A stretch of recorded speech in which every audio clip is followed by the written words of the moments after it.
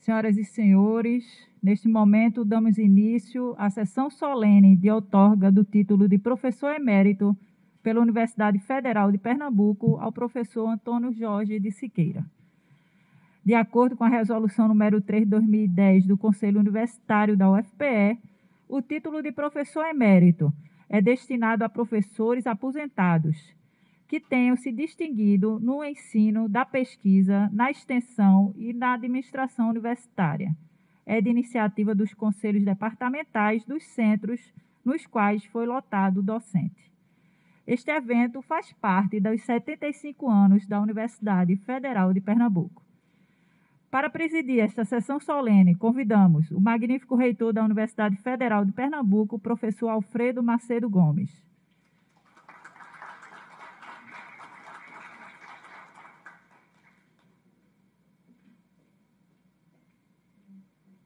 Convidamos o excelentíssimo senhor vice-reitor da UFPE, professor Moacir Araújo.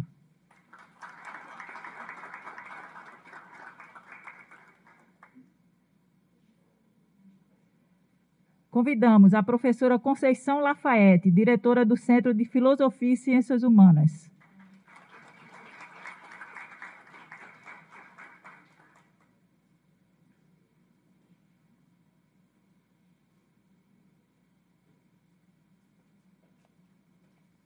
Convidamos o excelentíssimo senhor prefeito de Sertânia, Ângelo Ferreira.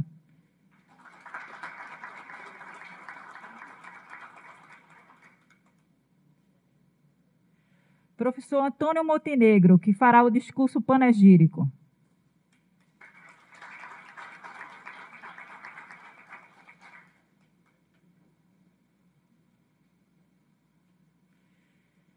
Representando o Departamento de História, o professor George Cabral.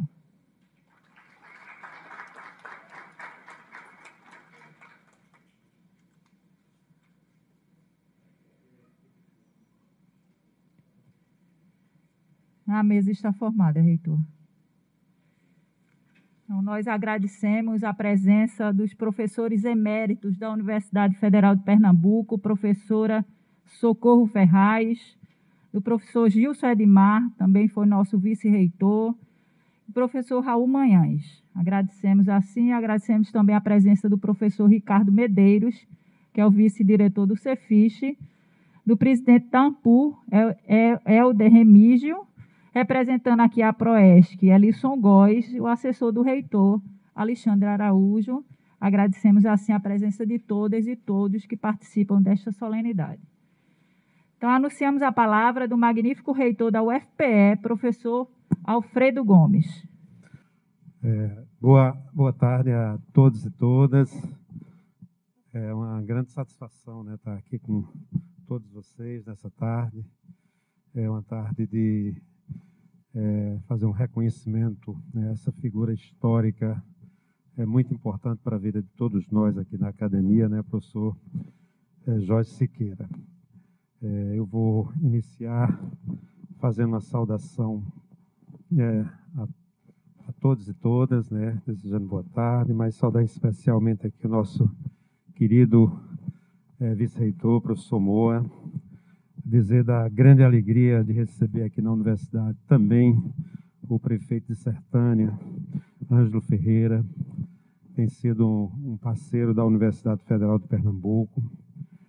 Saudar a nossa querida diretora Conceição Lafayette, do Centro de Filosofia e Ciências Humanas, centro que eu tive a alegria também de ter minha formação lá. Eu fiz psicologia e fiz meu mestrado em sociologia com meu orientador querido que está aqui na frente, Paulo Henrique Martins.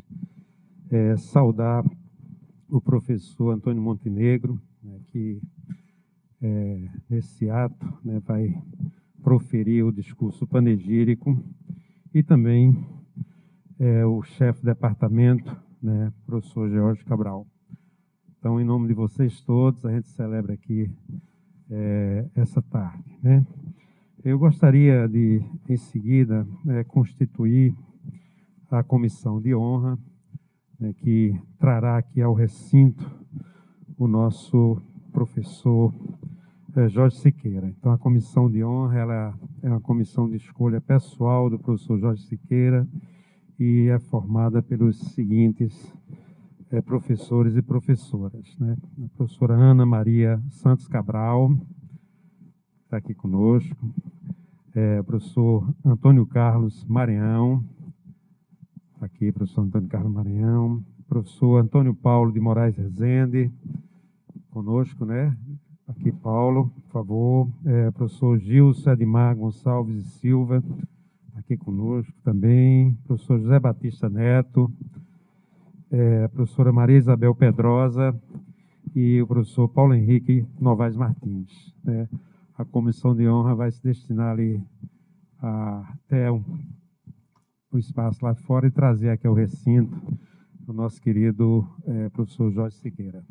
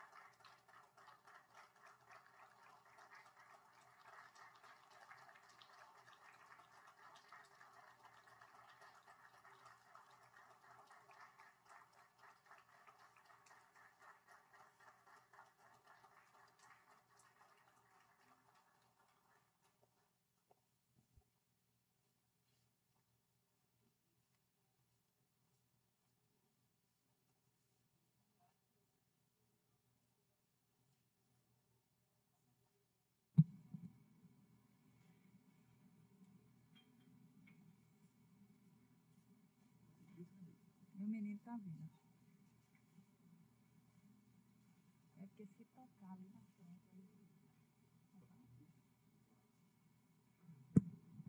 Agradecer, né, a comissão de honra e antes de passar a palavra ao cerimonial novamente, eu gostaria de fazer uma saudação aos familiares, né, do professor Jorge, o filho Ricardo está aqui conosco, né, irmãos Anísio e Valdeci e os demais familiares, né? Então, saibam que nós sentimos muito orgulho, né, dessa trajetória e da contribuição do professor Jorge à Universidade Federal de Pernambuco. E certamente nesse ato vai ficar mais claro para todo mundo esse percurso. Então, convidamos o professor Antônio Montenegro para proferir o discurso panegírico em homenagem ao professor Jorge Siqueira.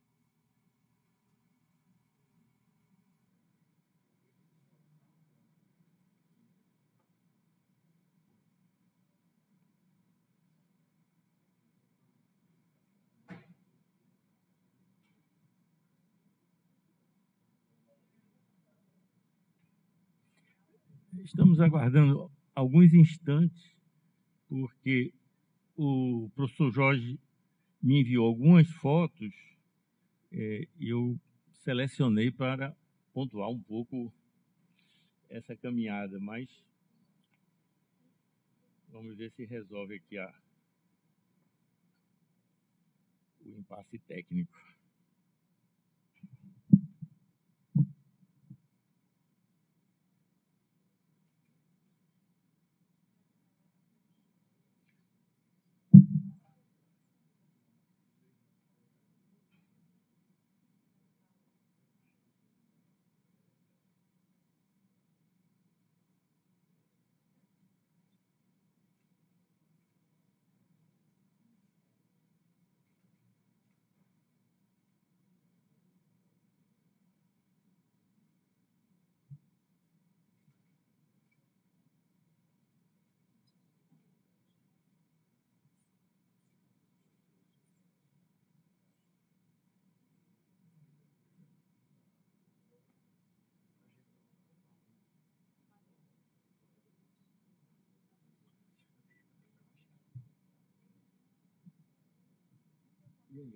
Vai ter que subir.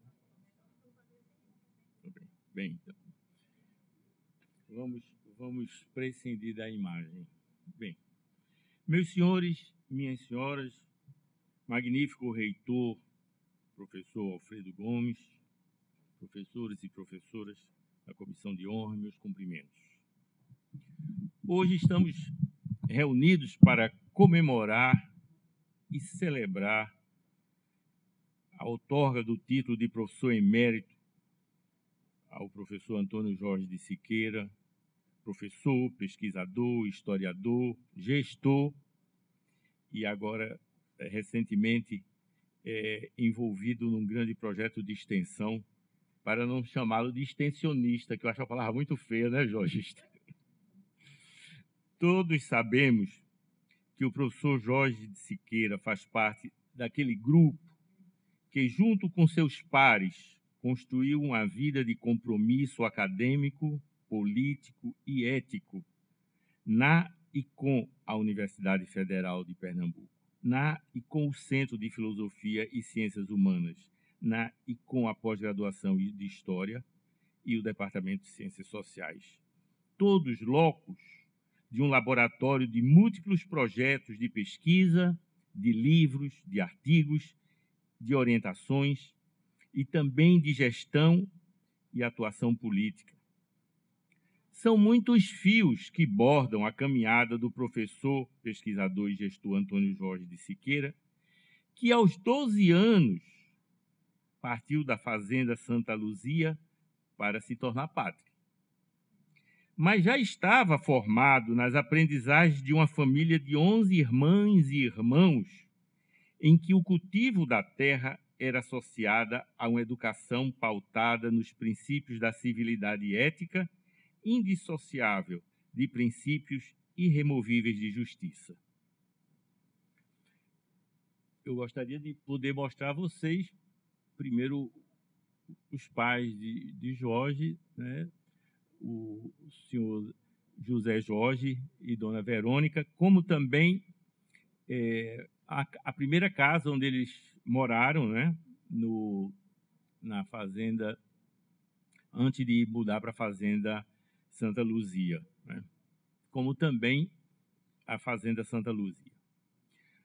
Uma primeira apresentação do percurso que se projeta em muitas veredas, construído por este emérito professor, seja necessário para muitos que estão presentes hoje e não compartilham do ambiente universitário, ou mesmo não tiveram ainda tempo de ler algum dos seus 11 livros publicados, sobretudo eu destacaria Labirintos da Modernidade, Memória, Narrativa e Sociabilidade, ou ainda Sertão Sem Fronteiras, Memórias de uma Família Sertaneja, ou mesmo Os Padres e a Teologia da Ilustração, Pernambuco, de 1817. Todos pedem, Jorge, a reedição de todos os 3 livros. O professor Antônio Jorge de Siqueira deu os primeiros passos para sua escolaridade na memorável escola de Dona Zefinha, que seu pai inaugurou na Fazenda Santa Luzia para os filhos e as filhas, e que também gratuitamente atendia as crianças da vizinhança. Dona Zefinha, além de ter o salário pago pelo pai, passava a semana hospedada na própria fazenda. Este feito memorável, que por si revela uma inteligência rara, generosa e altruísta, causa mais admiração quando se sabe que Zé Jorge, pai do presente homenageado, se autoalfabetizou já adulto, com a ajuda de um parente próximo, depois do dia inteiro de labuta na terra. Não me furto em dizer que exemplos como este da história familiar não passam desapercebidos dos filhos e filhas que têm a alma grande, como se costuma pontuar na linguagem coloquial. O professor Antônio Jorge, após concluir o primário e o antigo ginasial no Seminário de Pesqueira, segue sua caminhada de formação eclesial no Seminário Maior de João Pessoa e depois viaja para o Seminário de Viamão, no Rio Grande do Sul, onde irá cursar filosofia. No final de sua formação para se tornar padre, será na Suíça, na Universidade Cantonelle de Friburgo, em 1968. Concluído o curso de teologia, desiste do projeto eclesiástico para desapontamento de Zé Jorge e Dona Verônica e viaja para a França, onde fará o mestrado em Ciências Econômicas e Sociais na École de Haute Études de Ciências Sociais. Retorna ao Brasil em 71, ingressa no magistério superior, tendo diversas experiências profissionais. É também nesse período que ingressa no Departamento de Ciências Sociais da UFPE e, em 76, solicita afastamento e migra para a USP, onde cursará seu doutorado em História Social na Faculdade de Filosofia e Ciências Humanas da USP. A tese, defendida em 1981 e publicada em livro, que gostaríamos aqui de apresentar, Os Padres e a Teologia da Ilustração, Pernambuco, de 1817. Ao retornar do doutorado, o professor Antônio Jorge de Siqueira foi eleito coordenador da pós-graduação em História, e aí permaneceu de 1982 a 85 neste cargo. Em 92, aceitou a comissão de concorrer ao cargo de diretor do Centro de Filosofia e Ciências Humanas, com amplo apoio da comunidade acadêmica do Cefis. Foi eleito por grande maioria de votos de professores, estudantes e funcionários. Mas estes ainda eram tempos em que a Universidade Federal de Pernambuco era governado por colegiados descolados da grande maioria que fazia o cotidiano da universidade. E assim o reitor, na época, desrespeitou a escolha do mais votado e nomeou 2 professores do Cefis como diretor e vice-diretor que sequer tinham sido capazes de formar uma chapa. Porém, o professor Jorge, no seu estilo desassombrado, corajoso, ético e politicamente posicionado, publicou na imprensa uma importante análise política da atitude do reitor na época, apontando que estava na contramão do anseio da maioria da comunidade universitária. E eu cito aqui uma das passagens do artigo, quando ele diz: quando o reitor nomeia pessoas louvando-se em argumentos de autoridade e de resguardo da honra pessoal, como fez, para a direção e vice do Cefis, ele agride a vontade coletiva de um centro e afronta a comunidade universitária. Age não como reitor, e sim como coronel da Guarda Nacional. Pior para ele e os seus biônicos, pois terão o repúdio, a indignação dos seus pares e o descrédito do conjunto da sociedade. A universidade merece respeito. Chega de coronelismo na universidade. Talvez uma lição que temos que nunca esquecer, com que vencemos naquele momento na universidade e em face dos acontecimentos recentes no Brasil e em outros países, é que a democracia exige de todos a eterna vigilância. Ou ainda, como aponta o filósofo Walter Benjamin numa passagem sobre o conceito de história, o dom de despertar no passado as centelhas da esperança é privilégio exclusivo do historiador convencido de que também os mortos não estarão em segurança se o inimigo vencer. E esse inimigo não tem cessado de vencer.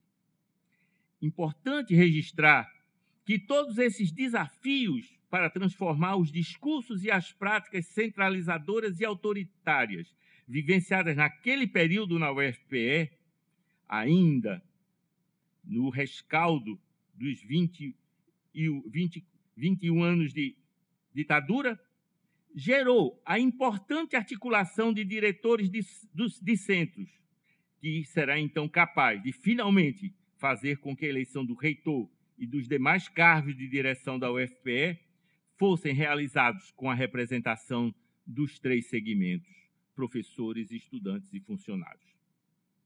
Vale salientar que nos cargos de direção que ocupou na UFPE, na Prefeitura do Recife, na gestão do prefeito Jarbas Vasconcelos, em 93, quando foi nomeado diretor do Departamento de História e Documentação da Fundação de Cultura da cidade do Recife, jamais interrompeu suas atividades docentes e de orientação. Não é fortuito que encontramos em seu currículo dezenas de orientações de dissertações e teses concluídas.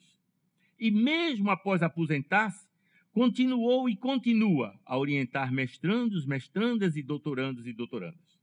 Quero ainda destacar um trabalho de formação de estudantes da graduação em Ciências Sociais, que o professor Antônio Jorge engajou-se e que, na época, era apoiado pela Coordenação de Aperfeiçoamento de Pessoal de Nível Superior, a CAPES.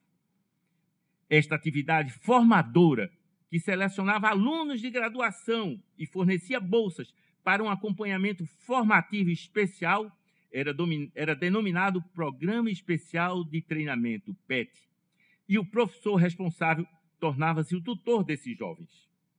A excelência do trabalho de orientação realizada pelo professor Jorge junto a este grupo da graduação de Ciências Sociais da UFPE fez este ser escolhido para fazer parte de um pequeno grupo de membros permanentes do Comitê Gestor Nacional do PET, no período de 1997 a 2000. Vale destacar que, ainda em 93, com vistas ao centenário da Escola de Engenharia da UFPE, a convite, na época, do diretor do Centro de Tecnologia e Ciências Humanas, o professor Antônio Carlos Maranhão de Aguiar, que está aqui presente, para coordenar, o professor Jorge foi convidado para coordenar a publicação de 2 livros comemorativos do centenário da Escola de Engenharia e que tive também a honra de participar junto com o professor Jorge. Publicamos, na época, Outras Histórias e Engenheiros do Tempo.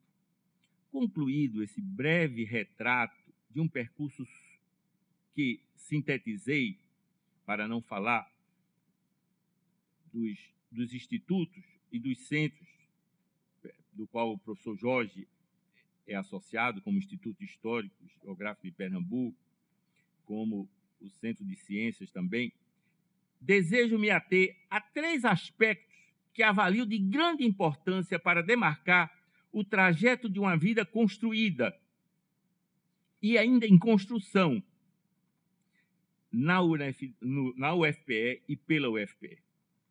O primeiro aspecto é que se o professor Antônio Jorge de Siqueira, ao mesmo tempo que continua nas suas atividades docentes de pesquisa e orientação na pós-graduação de História, em 2020 iniciou, em parceria com a professora Edivânia Torres, o projeto de extensão denominado NEMIP, núcleo de extensão das regiões do Moxotó, Ipanema e Pajeú, em Sertânia. Quem sabe o espírito do Zé Jorge está presente nesse grande projeto, diriam alguns. E que conta com o inteiro apoio do magnífico reitor Alfredo Gomes, da Pró-Reitoria de Extensão e Cultura na pessoa do pró-reitor Ussunan Naú e sua equipe, e da Prefeitura de Sertânia, na pessoa do prefeito Lângio Ferreira, que está aqui conosco. O segundo aspecto é o destaque que realizo, me permitam, de 3 livros autorais dentre os 11 publicados, ou como organizador. São eles Labirintos da Modernidade, Memória Narrativa e Sociabilidade, em 2014, Sertão Sem Fronteiras, Memórias de Família Sertaneja, de 2010, Os Padres e a Teologia da Ilustração, Pernambuco, de 1817, de 2009. Considero esses 3 livros grande contribuição à nossa historiografia. Mas me permitam os especialistas, e atendendo ao argumento do escritor, sociólogo, crítico literário, semiólogo e filósofo francês Roland Barthes, de que para cada leitor o livro que escrevemos é outro livro, é o livro do leitor, quero não só me apoiar neste argumento para defender que entre essas suas 3 obras, Sertão Sem Fronteiras, Memórias de Família Sertaneja, de 2010, é o maior dos seus trabalhos. Sei que os estudiosos do século XIX, e sobretudo desse período conflagrado da história de Pernambuco, que você tão bem analisa e estuda em Padres e a Teologia da Ilustração, Pernambuco, de 1817, certamente irão discordar de mim, pois conhecem o valor da pesquisa e da escrita realizada desse livro, e que agora se mobiliza para uma reedição. Devem até rir dessa minha pretensão de eleger o Sertão Sem Fronteiras. Por outro lado, os estudiosos da modernidade, não é? Das narrativas históricas e literárias, das sociabilidades, apontariam que Labirintos da Modernidade é, sem dúvida, né, uma obra de muito maior expressão do que as outras duas. Não muito maior, mas não concordariam com minha tese. E para não me tornar prisioneiro do argumento de Roland Barthes, da relação transformadora que cada livro constrói com cada leitor, vou apresentar 3 argumentos para justificar a minha eleição. O primeiro, professor Jorge, é que nesse livro você atualiza com uma narrativa que corta, que traspassa, que fere, porque você não poupa as situações e os momentos dificílimos que você e os irmãos atravessaram. A temática central desse livro, ou as temáticas centrais desse livro, são extremamente atuais. O primeiro deles, o problema da terra, o problema da condição da concentração fundiária. É essa a história que você narra, como seu pai, Zé Jorge, como Dona Verônica, como trabalhadores braçais conseguiram romper os grilhões da concentração fundiária. Eles eram trabalhadores apenas. Eles não tinham terras. Você, por meio desse livro, atualiza como a luta pela terra, como a desconcentração fundiária para o pequeno e médio agricultor é a condição não apenas de romper com o salário de miséria, o salário que não dá dignidade aos trabalhadores e trabalhadoras, mas de ter uma vida digna. Essa é a história e esse é um tema central desse livro. Mas indissociável desse tema, que é completamente atual, está a questão da educação, que você também narra com muitos detalhes, como seu pai, na idade adulta, se autoalfabetiza na carta do ABC e com a ajuda do parente Manuel Ananias. Mas, se esta compreensão e esforço pessoais não bastassem, seu pai, professor Antônio Jorge, ao se estabelecer na fazenda Santa Luzia, irá contratar uma professora que vinha de Sertânia e passava a semana hospedada na fazenda. Funcionava dessa forma na fazenda a escola da professora Zefinha, que, segundo as suas palavras textuais, foi nossa professora e Mona Lisa. A escola da professora Zefinha Araújo não atendia apenas aos filhos de Zé Jorge e Verônica, mas às crianças todas da redondeza, em torno de 30 a 40 crianças. Isso é um fato exemplar. Isso é um fato que nos embebece, que nos faz admirar e acreditar como podemos ainda não apostar na educação. Porém, como dizia, o salário, a hospedagem inteiramente arcado pelos seus pais. Porém, professor Jorge, seu livro vai muito além, não sei se muito além, mas vai além, porque além de todas as reflexões densas que você atualiza sobre a memória, e que eu não vou entrar, não me detalhar, você narra os impasses, os desafios, as dores de uma vida, de uma família que se reinventa para construir condições dignas e oferecer condições de tais que uma parte dos irmãos e irmãs avaliam que deveriam buscar em outros estados do Brasil dias melhores. E assim migram, né, para São Paulo, para o Paraná, para Mato Grosso do Sul. Porém, esta narrativa não apresenta um passado idealizado e, em algumas passagens, você realiza uma escrita, e aqui eu gostaria de reafirmar, você não idealiza em nenhum momento aquele passado. Você nos oferece uma narrativa que é descritiva dolorosa. E imagino que deve ter custado a você escrever em muitos momentos. Aquilo não foi escrito como quem escreve uma ficção. Foi escrito como quem malha na própria dor. E aí você realiza uma escrita etnográfica e antropológica ao narrar os desafios que foi para Zé Jorge, os embates que a vida inicial de um agricultor que se alfabetizou já adulto. Ou seja, e acho que em alguns momentos, me permita meu julgamento, eu acho que você foi muito duro com o Zé Jorge. Já imaginaram um agricultor com 11 filhos vivendo todas essas dificuldades e ter que educar 11 crianças, homens e mulheres? Tarefa dificílima para qualquer um. E você não se furta de contar as surras que eram alvos, a ponto de uma delas, Dona Verônica, intervir e afirmar: Zé Jorge, batendo dessa maneira, você vai matar a criança. Está lá escrito. É preciso muita coragem para escrever isso. Ou ainda quando você relembra que nas famílias havia uma classificação assumida com certa naturalidade pelos seus membros, segundo a qual membros da família eram ou bons trabalhadores ou preguiçosos e disfarçados. E essa classificação valia tanto para menino como para menina. E você narra que seu pai, no fim da vida, referindo-se a um dos filhos que conseguira se formar, dizia: fulano não deu para nada na vida, só deu mesmo para estudo. E você escreve: era o meu caso.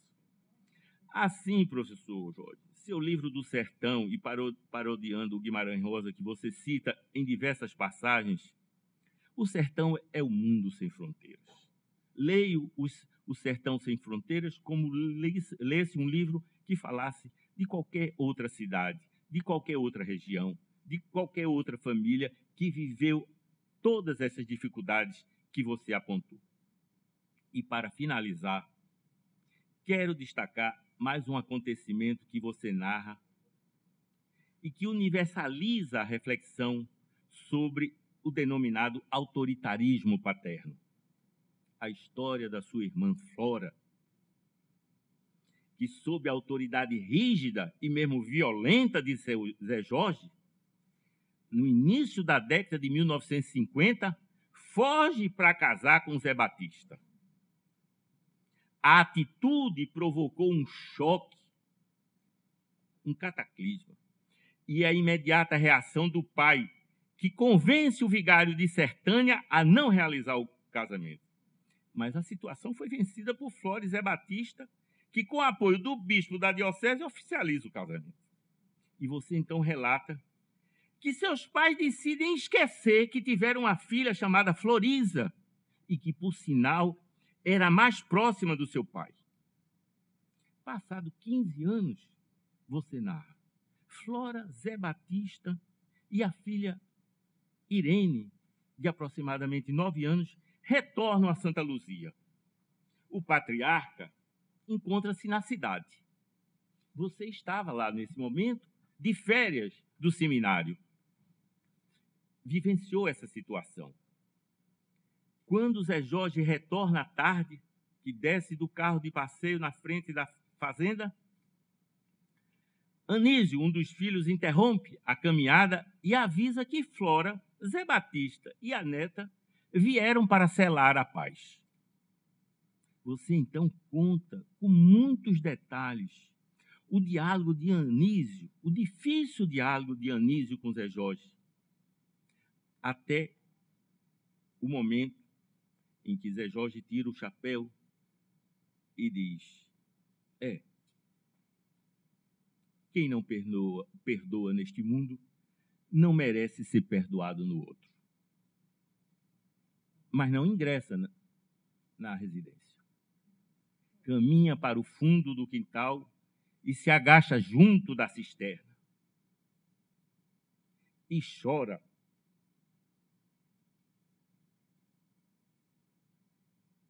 Por mais de 1 hora.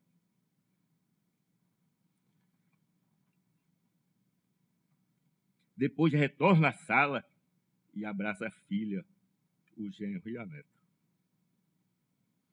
Para concluir a defesa dessa minha tese sobre a contribuição maior desse seu livro, reproduzo uma passagem do filósofo Didi Huberman, que diz o seguinte: as emoções, uma vez que são moções, movimentos, comoções, são também transformações daqueles e daquelas que se emocionam. Transformar-se é passar de um estado a outro. Continuamos firmes na nossa ideia de que a emoção não pode ser definida como um estado de pura e simples passividade. Inclusive, é por meio das emoções que podemos eventualmente transformar nosso mundo, desde que, é claro, elas mesmas se transformem em pensamentos e ações. E como vimos, o filósofo Didi Huberman, se lesse português e o livro Sertão Sem Fronteiras, poderia usar essa história do patriarca Zé Jorge, da filha, do genro e da neta, entre os inúmeros exemplos da literatura e da cinematografia que cita em seu livro. Que emoção, que emoção. Afinal, na narrativa construída por você, Jorge, primeiro houve a emoção, depois o pensamento, a reflexão, apoiada nos elementos bíblicos que dispunha o patriarca. No entanto, a ação resultante da emoção, consubstanciada pelo pensamento, teve que aguardar lágrimas represadas por anos e 1 hora de suspense, para então se consubstanciar em ato.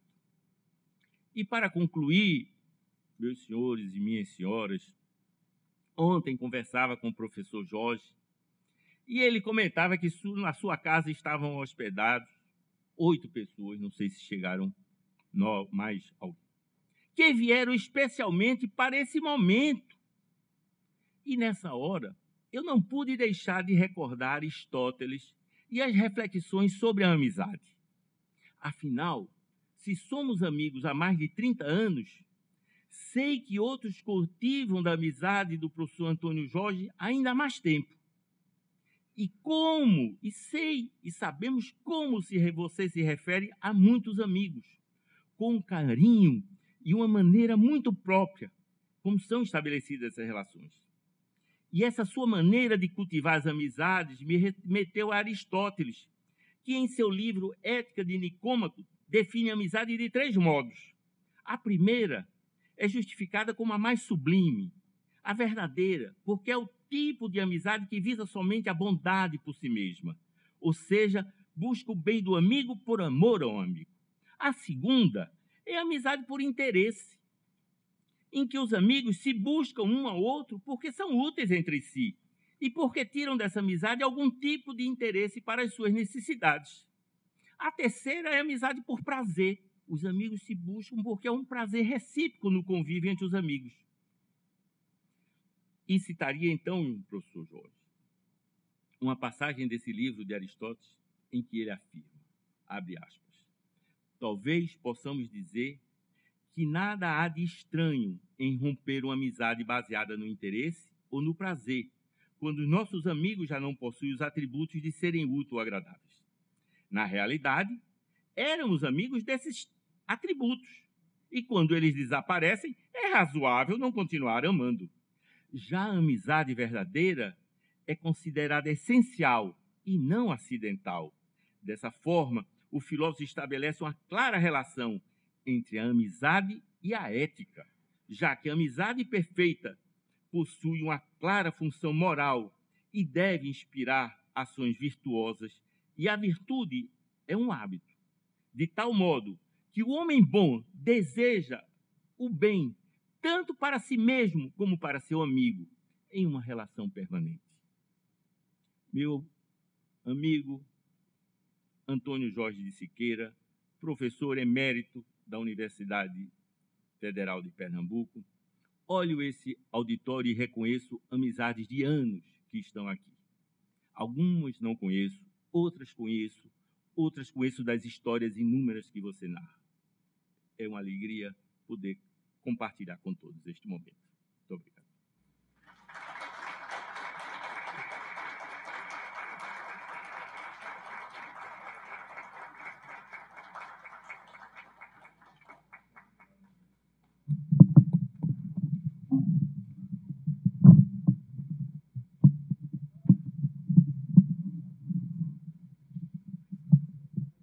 Obrigada, professor Montenegro. Nós gostaríamos de registrar e agradecer a presença do chefe de gabinete do deputado estadual Diogo Moraes, o senhor Paulo Fernando Ferreira, do coordenador da SECINE, professor Márcio Vilela. Então, neste momento, faremos a trasladação das vestes talares. A samarra é uma vestimenta das vestes doutorais próprias do cerimonial universitário. Remonta ao cerimonial multissecular da Colém da Universidade de Coimbra, Portugal, da qual as universidades brasileiras herdaram as tradições do protocolo acadêmico. As samarras são específicas das áreas de conhecimento, nesse caso, azul, ciências humanas. Vamos fazer a trasladação.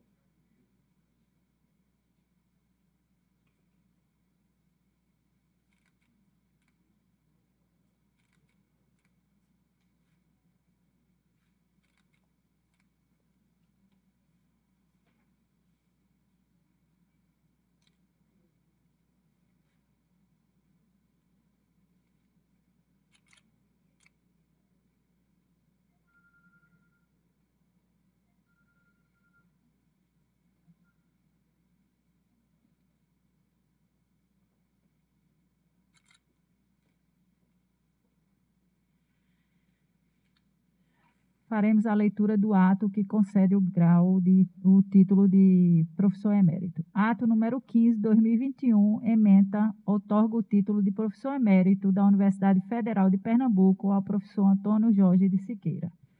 O reitor da Universidade Federal de Pernambuco, no uso de suas atribuições e de acordo com o estabelecido no artigo 33, inciso 5, do Estatuto da Universidade Federal de Pernambuco, considerando a proposta apresentada pelo Departamento de História, encaminhada pelo Conselho Departamental do Centro de Filosofia e Ciências Humanas, aprovado por unanimidade no Conselho Universitário em sessão realizada em 5 de março de 2021, considerando que o professor Antônio Jorge de Siqueira tem reconhecida trajetória acadêmica, brilhante por sua vida dedicada ao magistério, com produção de conhecimentos historiográfico, com papel formador através das orientações de graduandos, mestrandos e doutorandos, além das diferentes contribuições nas funções de gestor, resolve conceder ao professor Antônio Jorge de Siqueira o título de professor emérito da Universidade Federal de Pernambuco,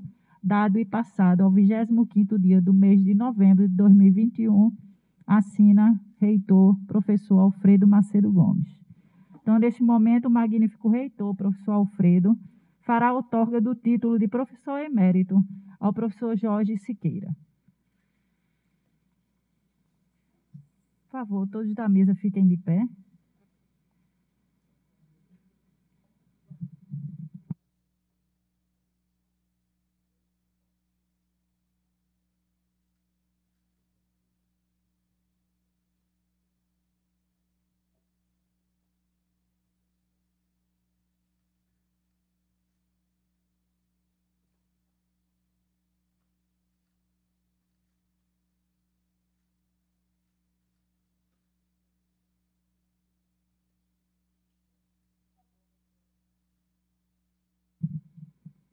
Por favor, reitor, outorgue o título.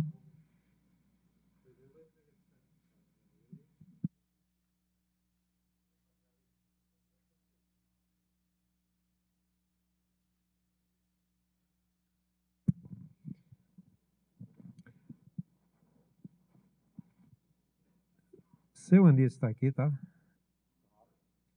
Seu Anísio que está ali. Então. E Valdeci também? Está aqui. O irmão de Jorge, que foi mencionado aqui na fala. Então, eu vou fazer a leitura aqui. Eu queria só saber quem era, viu? Da história aqui. De acordo com as leis da República Federativa do Brasil e de conformidade com o artigo 33, inciso 5 do Estatuto da UFPE, eu, Alfredo Macedo Gomes, reitor da Universidade Federal de Pernambuco, presidente dos Conselhos Superiores, confiro ao professor Antônio Jorge de Siqueira o título de professor emérito. Assim o concedo.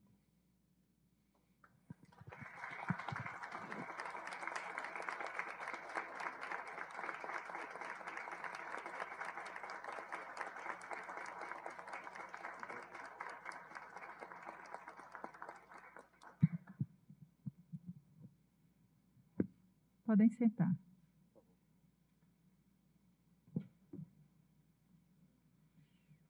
Então, anunciamos a palavra do mais novo professor emérito da Universidade Federal de Pernambuco, professor Jorge Siqueira.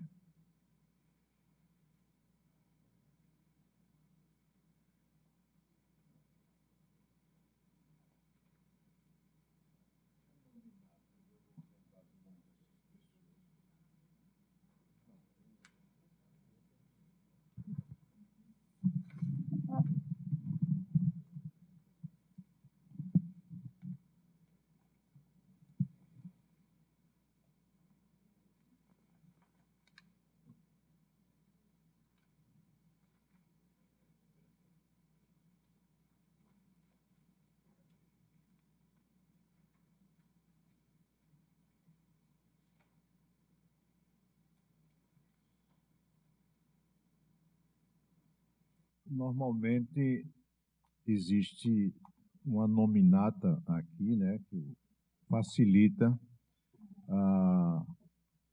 o dever, digamos, de registrar a presença das pessoas num evento como esse.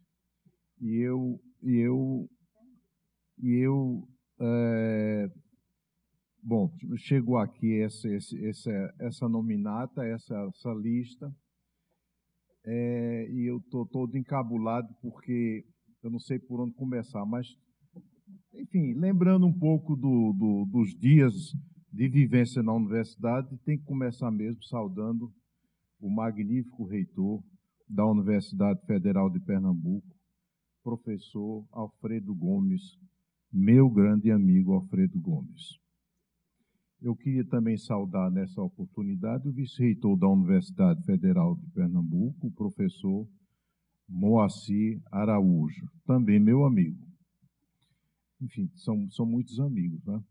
E queria, em terceiro lugar, saudar a professora Conceição Lafayette, paraibana, monteirense, dos Lafayette, do latifúndio, da família do clã dos Lafayette, bem pertinho de Sertânia, e minha queridíssima colega de departamento, diretora do Centro de Filosofia e Ciências Humanas. O professor George Cabral, que é o coordenador, ou vice-coordenador do curso de bacharelado e chefe do departamento de História, e meu colega também lá como é que chama, lá da Fratelança, lá do Instituto Histórico Geográfico Pernambucano, de longa data. E eu cito aqui o departamento, chefe do departamento de História, agradecendo desde já a iniciativa desse título de professor emérito que foi gerado pelo Pleno do Departamento de História. Meus profundos agradecimentos, extensivos, inclusive, à pessoa da professora Socorro Ferraz, que é do Departamento de História e que é professora emérita também, da Universidade Federal de Pernambuco. Eu queria saudar o professor Antônio Montenegro, que fez o panegírico belíssimo e que eu não tenho palavras para dizer da emoção de ouvir esse panegírico, essas palavras sábias, sinceras, afetivas. Colegas, um colega profundamente antenado com aquilo que eu escrevi e que eu aprendo com o leitor do meu livro, o professor Antônio Montenegro. Mas eu queria saudar de uma maneira muito especial o prefeito de Sertânia, na pessoa do doutor Ângelo Ferreira. E Ângelo, ao saudar você como prefeito de Sertânia, eu estou muito lembrado de seu pai, que era o professor Arlindo Ferreira, e nós estamos falando aqui de educação e de professores, e essa filiação e essa tradição histórica de professorado certamente honra muito a sua família e, muito particularmente, a generosidade com que você tem acolhido a proposta da Universidade Federal de Pernambuco no município de Sertânia. Eu queria agradecer aos meus amigos todos que estão aqui, os amigos que me fizeram entrar nesse auditório, me acompanharam entrando nesse auditório, a comissão de honra, todos os amigos que estão presentes, que estão se arriscando nessa época de pandemia em participar de um ambiente fechado desse, de ar refrigerado, e que vieram aqui certamente para me homenagear. Eu queria agradecer aos meus amigos professores eméritos, que é o Raul Manhães, que está aqui, como a professora Socorro Ferraz, que está também presente aqui, e eu espero não estar esquecendo o nome de nenhum colega professor emérito que esteja nesse auditório. Agradecer aos meus amigos, meus diletos amigos, todos que vieram aqui mais uma vez. Agradecer muito especialmente aos meus familiares, meus dois irmãos, o Anísio Jorge, o Valdeci Jorge, meus sobrinhos Wagner Siqueira, Hélio Siqueira, e meus sobrinhos netos, o Carlos César, e minha sobrinha neta, que é Biba, que está aqui presente, agradecer, saudar também a minha cunhada, a esposa de Valdeci, Rejane, a irmã, quer dizer, minha sobrinha, a que está aqui presente, também. E, enfim, eu espero dizer, ter dito mais ou menos que saúdo todos vocês, Se alguém eu não citei o nome, eu peço perdão porque já vai tarde, né? Eu vou passar aqui, vou me repetir muito, mas queria dizer, minhas senhoras, meus senhores, né? Eu vejo amigos aqui, né, colegas meus de seminário, né? Vejo o Inocêncio Lima, eu vejo o Luiz Andrade, eu vejo Maritônia, a esposa de Luiz Andrade, enfim, eu vejo muitos amigos aqui e eu peço desculpa se eu não nomino outros amigos aqui. Eu devo fazer o meu discurso, espero que a gente chegue a tempo, né? Minhas senhoras e meus senhores, este dia e este momento são muito especiais em minha vida.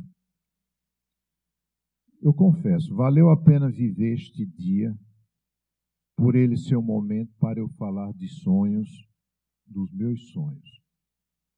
Na memória de minhas vivências, existem 3 temporalidades muito significativas que se interpenetram e se fundem como caleidoscópios em constante fluxo de imagens, lembranças, alegrias, dores, emoções.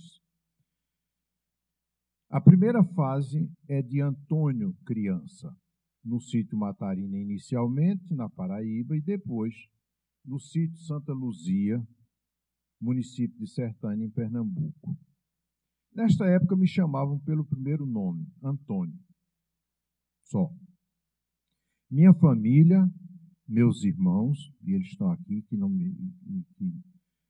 realmente podem confirmar isso, minhas irmãs, meus tios e os agregados me tratavam também como Antônio Novinho. Talvez por causa do falecimento aos 2 anos de idade do irmão que me antecedera, cujo nome também era Antônio, a quem eu sucedi, e quando do meu nascimento, novamente me batizaram com o mesmo nome. Assim, duplamente Antônio, ainda hoje eu tento psicanalizar, Luiz Andrade e Bernardo Mora me permitam dizer psicanalizar, certo? Ainda hoje eu tento psicanalizar esta minha pertença identitária que se veste de morte e vida, de perda e ganho, de ausência e presença, de saudades e felicidades. O anjinho que se foi virou uma estrela cintilante nos céus da Paraíba, mas igualmente um enigma do romance na constelação familiar do Jorge Siqueira, nos sertões paraibano e pernambucano. Para a parentela, e apenas no seio dela, o menino que sucederia o anjinho continuará sendo chamado pelo nome de Antônio. Hoje minha cunhada, Rejane, só me chama de Antônio. O meu irmão Valdeci só me chama de Antônio. Fora dela, da parentela, quase ninguém me conhece como Antônio.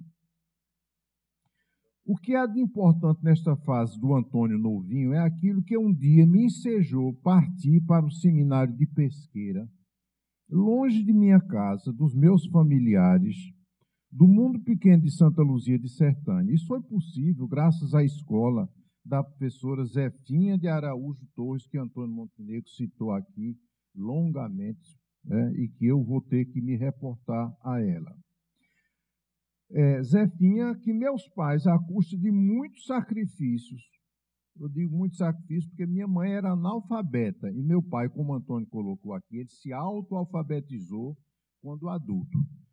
Ou seja, à custa de muitos sacrifícios, sustentaram durante anos e anos em nossa propriedade, propiciando a alfabetização e as primeiras letras, bem como as operações matemáticas básicas para todas as crianças da circunvizinhança. E isso sem o apoio da municipalidade. Apenas a paróquia de Sertânia, através do então vigário Monsenhor Urbano de Carvalho, viu, Ângelo? Ao final dos anos 50, colaborou com parte das despesas. E deixo claro que minha mãe sempre foi analfabeta. Faço questão de declinar aqui o nome da professora Zefinha, porque ela foi de uma importância crucial na minha vida. Antônio Montenegro colocou com muita clareza isso. Na minha vida, na vida dos meus irmãos e de muitas crianças que passaram pelo seu magistério. Dona Zefinha vinha de Sertânia, distante 6 quilômetros de nossa casa, a pé, toda segunda-feira. ficava hospedada na nossa casa, ministrava aulas numa casa de taipa e acolhia alunos de toda a vizinhança sem ônus algum para os pais de todos eles. Ela era tratada em nossa casa como uma visita permanente para quem se reservava o melhor do melhor de que dispunhamos, da mesa à deferência no trato. E acho que fizemos o que devíamos fazer. Nós, os garotos daquela geração, tínhamos realmente o estímulo para o estudo, o aprendizado a despeito da pedagogia, que era a pior possível, régua e palmatória. Quando aprontávamos, a professora nos batia nas costas com uma régua de madeira que, além de tudo, era uma tábua bem fornida. Era a inclemência do castigo ao menor dos descuidos, das brincadeiras de criança. Ou o castigo pelo não saber, pelo não aprender, pelo desleixo de criança. Era a pedagogia do medo e das agressões físicas. Eu não sei como é que eu me adaptei aqui. Fiz esta longa digressão para que fique claro que me seria impossível galgar aqueles degraus de minha formação de garoto sem a contribuição que me foi dada por Zefinha. Ela me permitiu perceber os horizontes do futuro que podiam ser alcançados trilhando as veredas que também ela nos apontou. Começa agora a segunda fase da minha vida, Jorge, o seminarista. Ela vai de 54 a 68. E aqui eu tenho dois amigos meus, diletíssimos, Inocêncio Lima, né, que está ali sentado, que é de Ibimirim, e Luiz Andrade, né, que é professor da Universidade Federal do Paraíba, é psicanalista, e foi colega meu no seminário de Viamão. Tem esses dois colegas como colegas de época e que eu espero que eles também me façam vocês entender que eu não estou mentindo. Bem, confesso que minha chegada e entrada no seminário de Pesqueira, Inocêncio, foi como você também deve ter sido, né? No seminário de Pesqueira, foi um momento inesquecível. Eu era um garoto de 12 anos de idade. No dia 7 de março de 54, adentrei o seminário levado por meu pai. E ainda hoje, recordar isso me dá muita emoção. Porque este foi também um momento singular na minha vida. Eu saíra de casa cedinho, antes do sol nascer, e fui a pé com meu pai a fim de tomar em Sertânia a Marinete de Adalto. Eu não sei se você se lembra, Ângelo, que era um pequeno ônibus de carro lotação, que viajava até o Recife, e, claro, ela nos levou até a cidade de Pesqueira, onde chegamos por volta das 10 horas da manhã. Dessa saída, eu tenho bem presente na memória a minha mãe, ainda escuro, na porta da casa, com um candeeiro na mão, me vendo aos poucos desaparecer a pé no caminho para Sertânia. Essa lembrança do olhar da mãe que vê o seu filho se afastar me marcou profundamente. É como se eu estivesse me desvencilhando do mundo restrito da casa e da família para um mundo muito maior, desafiador, imensamente novo em tudo e por tudo diferente daquele da família. Mas era um mundo de sonhos que estava agora à minha mercê. Eu era igual, naquele momento, aos meninos da festa do romance de Vidas Secas de Graciliano Ramos, jogados num mundo diferente, onde a realidade das coisas me era desconhecida e até certo ponto me pareciam misteriosas, como a cidade parecia misteriosa para as crianças de Graciliano. Este sentimento muito vivo invadiu minha alma de moleque, sertanejo do Mochotó pernambucano, ao sair de minha casa para o seminário. O seminário foi efetivamente um momento de grande impacto para o garoto que sempre viveu na roça junto dos pais, com a família unida. No seminário me encontrava agora junto de outros meninos, que hoje aqui são adultos, né? Longe de minha mãe, do meu pai e dos meus irmãos. Um mundo onde o cotidiano era rígido e bem demarcado. Hora para deitar, hora para levantar, hora de asseios, de banho, de jogo, de engraxar sapato, de assistir aula, de recreação, de rezar e, sobretudo, hora de estudar, que subentendia momentos de absoluto silêncio. Andávamos em filas indianas no interior do seminário para o refeitório, para a capela, para o dormitório e para as salas de aula, os menores à frente e os maiores atrás. No final do semestre, antes da partida para as férias, quando voltava das mesmas, havia o retiro espiritual. Era uma coisa por demais estranha. 3 dias de pregações, de intensas meditações pessoais e de absoluto silêncio. Aquilo para mim era um suplício. Ninguém podia dirigir a palavra a ninguém, só o pregador falava e falava muito de pecados. Aquilo me impactou porque eu não era acostumado àquela situação, mas logo assimilei aquele modo de vida. Confesso que havia ganhos nessa nova vivência inaugural da vida de seminário. Em Pesqueira eu fiquei até 58, tendo cursado o 4º ano primário, do 4º ano primário ao 3º ano ginasial da época. Os estudos secundários foram completados em outro ambiente, agora no vetusto convento franciscano de João Pessoa, local do seminário arquidiocesano, onde fiquei até o ano de 61. E aí foi que eu encontrei Luiz Andrade. Onde é que está Luiz, meu Deus? Lá está ele, né? Aí eu cheguei no ano de 61 com a idade de 19 anos, um período de efervescência social para o Brasil, com o despertar das lutas camponesas, da Revolução Cubana e, no caso da Igreja Católica, com os ventos renovados do engajamento dos leigos da Ação Católica, do Movimento por um Mundo Melhor, da Pastoral do Conjunto e o sopro da renovação do Papado de João XXIII, em especial a convocação do Concílio Vaticano II. A maioria do superior do Seminário Maior de João Pessoa havia estudado na Universidade Gregoriana de Roma e passado pelo Colégio Pio Brasileiro nessa mesma metrópole europeia. Eram homens cultos, de cabeça aberta. Foi uma ocasião excepcional para que meus olhos se abrissem definitivamente para uma formação crítica de qualidade e atualizada da filosofia e logo mais da teologia, com que eu e toda a geração daquela época começava a sonhar. Habitante de Sertânia, eu era súdito da Diocese de Pesqueira, que nesta mesma época tinha como bispo diocesano Dom Severino Mariano de Aguiar. E eu faço questão de citar aqui o nome de Dom Severino, foi tio do professor Antônio Carlos Maranhão, e foi uma pessoa muito importante na minha vida e acredito também na vida de muitos colegas meus, como o Inocêncio poderá comprovar. Um prelado muito à frente do seu tempo e, ao mesmo tempo, que era sintonizado com as dores e esperanças do momento de renovação da igreja de sua diocese. Lutou arduamente pela qualidade da formação dos seus jovens seminaristas e futuros padres de sua diocese. Encaminhou todos para os melhores seminários do país e da Europa.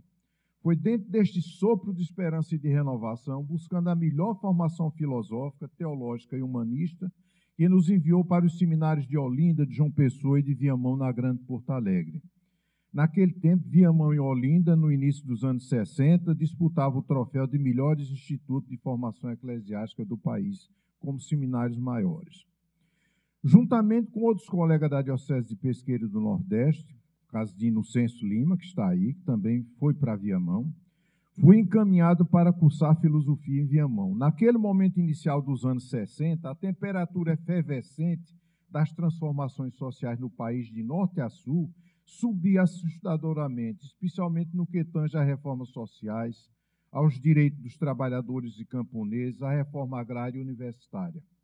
O país se dividia entre uma facção política democrática e reformista e as elites conservadoras do capital, da indústria e da propriedade latifundiária.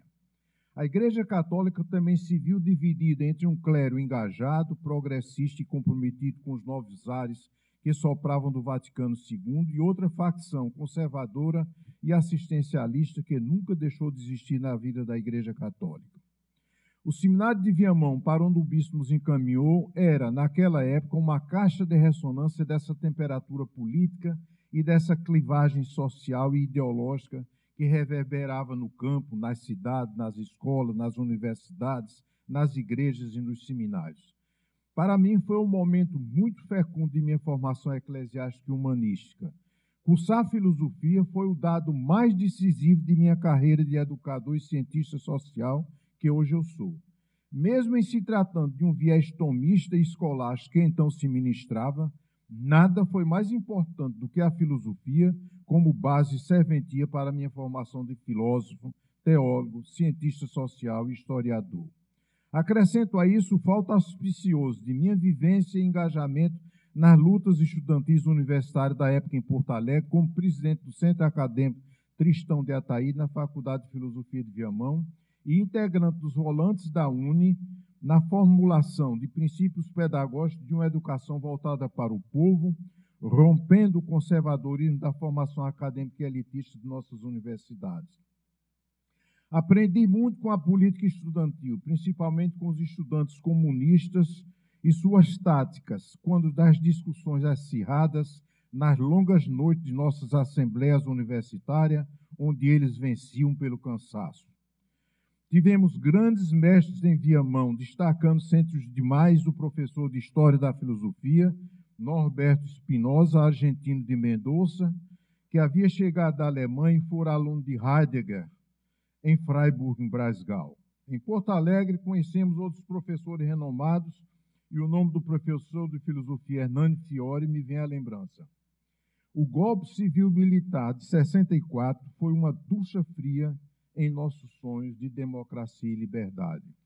Enquanto participante ativo da política estudantil, me vi envolvido em inquéritos sem maiores consequências, pois logo viajaria para a Suíça. Em plena ditadura, ainda em junho de 64, fui selecionado pela Associação Universitária Interamericana entre estudantes universitários do Rio Grande do Sul para o seminário de um mês de duração nos Estados Unidos, na Universidade de Harvard, para lideranças estudantis latino-americanas. Àquela altura, eu vislumbrava com relativa nitidez que o mundo era maior e mais complexo do que a torre de marfim enclausurada nos muros dos seminários. Mais uma vez eu lembrava de minha mãe, me vendo sair de casa, me assistindo ganhar o mundo ao nascer do sol daquela manhã sertaneja. De fato, aquele foi o momento singular de uma partida que não teria volta. Não ter retorno significa aqui que minha trajetória de formação tinha agora novo endereço, desta feita para a Europa, obedecendo à política desenhada pelo bispo, em plena efervescência do golpe civil-militar de 64 e do Vaticano II. Era outubro de 64. No Rio de Janeiro, entrei no navio italiano Federico, da linha C, com destino a Gênova. 11 dias de viagem singrando os mares. Tempo suficiente para acalentar os meus sonhos irrequietos de jovem com 22 anos de idade. Tempo suficiente também para rememorar e ressignificar aquela manhã de minha partida de Santa Luzia. Ocasião, repito, em que comecei a redesenhar um mundo que apenas se descortinava na escola de Zefinha Torres, mas que sempre foi maior que os meus sonhos de menino. Era um sonho que brotava na fertilidade da educação, que produz frutos e se ressignifica permanentemente para além do tempo e do espaço. Aportando em Gênova, tomei um trem com destino a Roma, ao Colégio Pio Brasileiro, onde me acolheram os colegas da Diocese de Pesqueira, Oswaldo Oliveira, que por razões de saúde não pode estar aqui nesse momento, e Inocêncio Lima, que está ali sentadinho, que então cursavam teologia na Universidade Gregoriana dos Padres Jesuítas. Aí encontro também vários colegas de João Pessoa, de Olinda e Viamão, entre eles Luiz Andrade. De Roma, eu partiria para Friburgo, nos Alpes Suíços, onde fui acolhido no Convite Salesiano, uma república de estudantes universitários leigos e religiosos de várias nações e de variadas ordens religiosas. Dom Mariano havia conseguido a benemerência de uma família suíça que me custeou integralmente as despesas de meus estudos e de minha estadia no país durante 4 anos ininterruptos.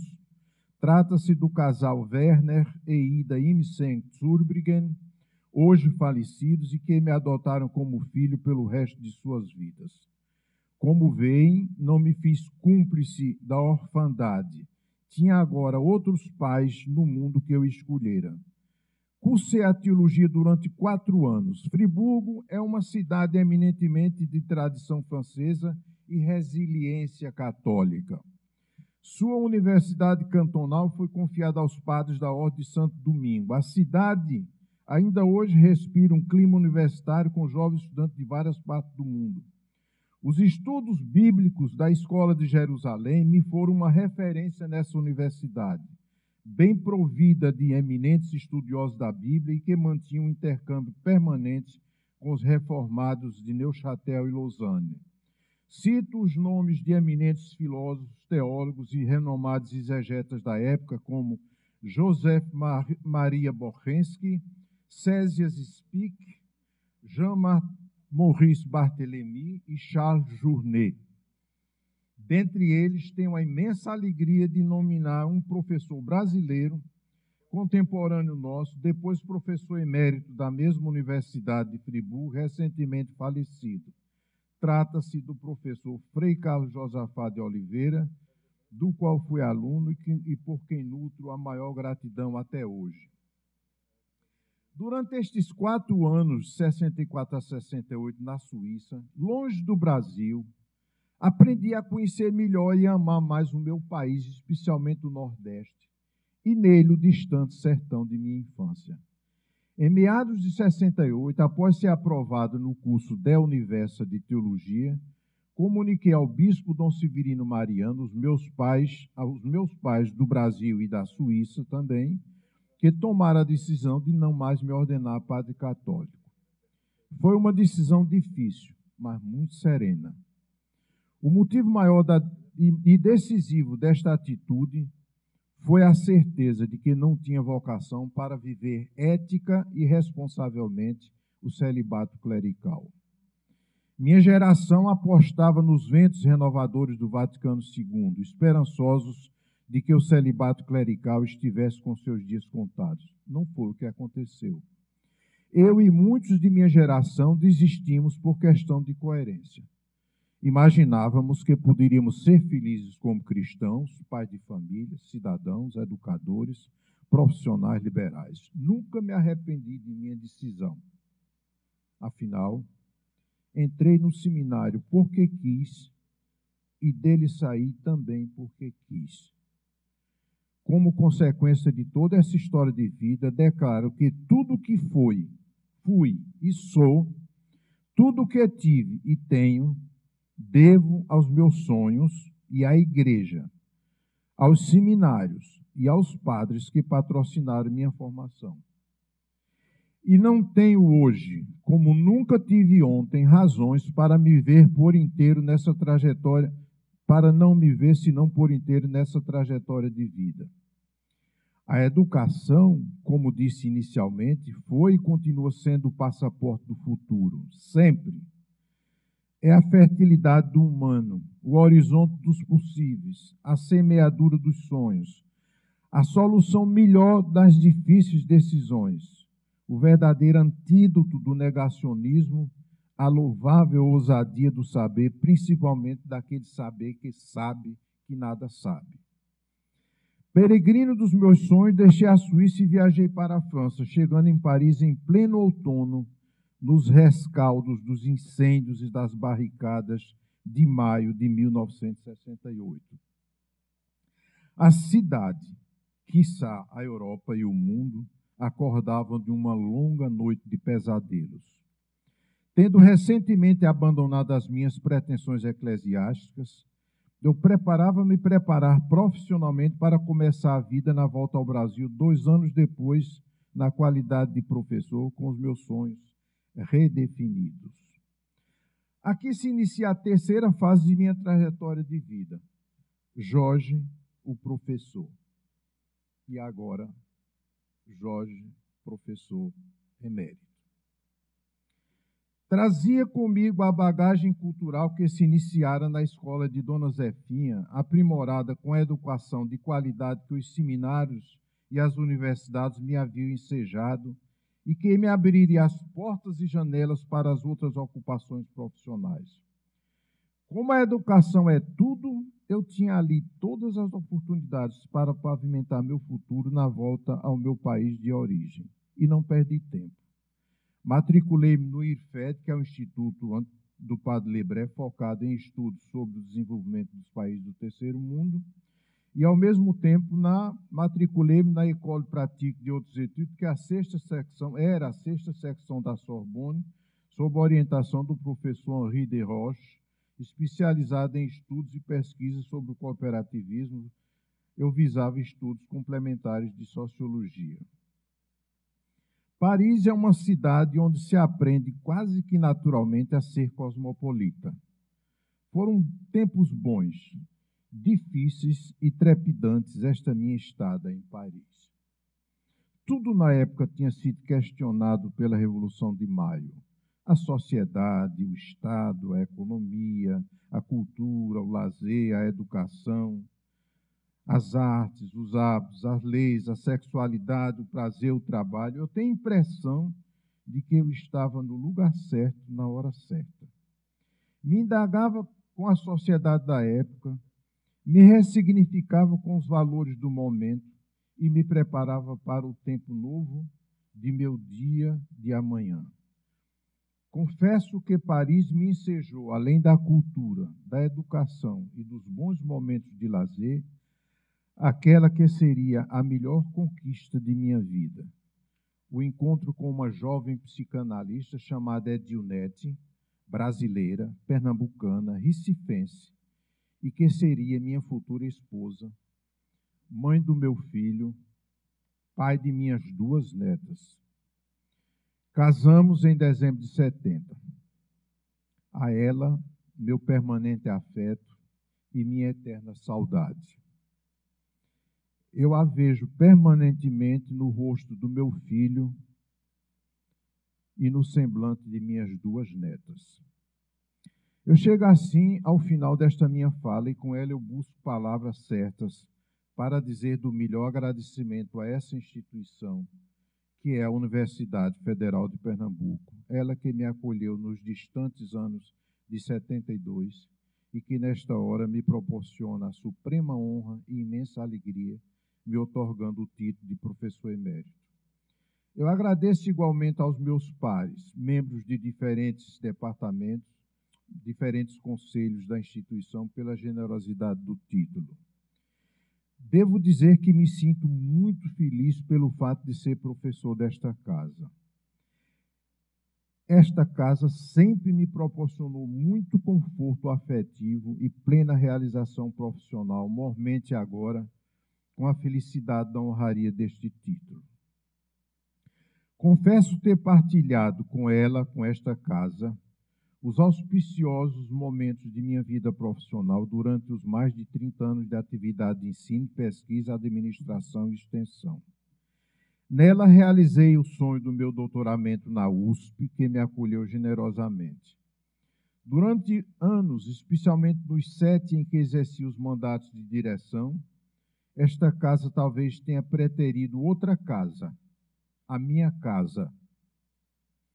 E com a complacência de Edilnete, minha esposa, e Ricardo, meu filho, a UFPE ocupou, não raras vezes, o primeiro plano dos meus afazeres, de minhas diligências, de minhas preocupações e prioridades. Mas eu não me sinto culpado. Ao contrário. Confesso, portanto, que hoje mesmo, no regime do Otium cum dignitate, eu continuo me sentindo confortavelmente na UFPE como um servidor público e permanentemente como professor. Alegre e feliz como no primeiro dia em que nela adentrei. Peregrino dos meus sonhos como naquele momento em que deixei minha casa sertaneja, naquela viagem sem volta para o seminário. Meus melhores momentos na universidade continuam sendo aqueles que vivi e reparti com os alunos em sala de aula e na pesquisa orientada. Como gestor na UFPE, na Prefeitura da cidade do Recife e na Fundagem, trabalhei com muita disposição e zelo, mas, de longe, não foi a atividade que me proporcionou maior prazer, alegria e felicidade, a despeito de muito me honrar servir a essas instituições. Mas devo confessar que nada se compara à minha convivência com os meus alunos em sala de aula. A eles eu saúdo efusivamente e dedico esta honraria maior que a instituição oferece aos seus professores. Ser tutor do PET Ciências Sociais me oportunizou a possibilidade de ressignificar o espaço e os limites do que seja uma sala de aula diferente no dia a dia da atividade de professor e aluno. O PET incentiva os tutores e alunos a se autoavaliarem permanentemente e trata-se aqui de uma avaliação pública e coletiva. Observar os bolsistas dividirem com os demais colegas seus da graduação os seus achados, as suas dúvidas, suas descobertas e dificuldades, foi sempre algo que muito me estimulou. E vê-los crescer nesse aprendizado é algo que sensibiliza qualquer professor pelo resto de sua vida. O PET é uma atividade pedagógica que pressupõe e valoriza uma longa e permanente interação entre o tutor e o bolsista. Muito mais do que o tempo cronometrado da aula e da atividade no laboratório, no dia a dia da nossa vida acadêmica. Este tipo de interação ficou na minha memória profissional como a coisa mais valiosa que pude vivenciar enquanto professor.